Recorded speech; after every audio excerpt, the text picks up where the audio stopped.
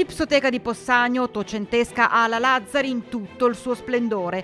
Dopo 7 anni di lavori, lo scrigno che ospita i capolavori in gesso di Antonio Canova riapre ai visitatori. Dopo una serie di opere che hanno interessato il consolidamento strutturale, il miglioramento sismico e un nuovo e completo riallestimento illumino-tecnico. Tanta l'emozione del sindaco Valerio Favero. Poter rientrare nell'Ala Lazzari dopo 7 anni e rivederla completamente restaurata è qualcosa che riempie il cuore. 980.000 euro l'importo, finanziato da fondi ministeriali, di cui 200.000 dalle casse comunali.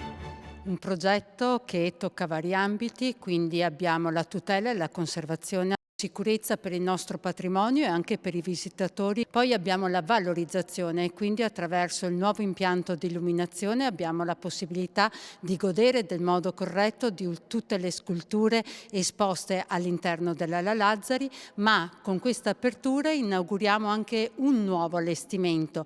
Abbiamo detto anche inclusività, infatti questo progetto è stato completato attraverso un lavoro di digitalizzazione che ci darà la possibilità di avere un virtual tour.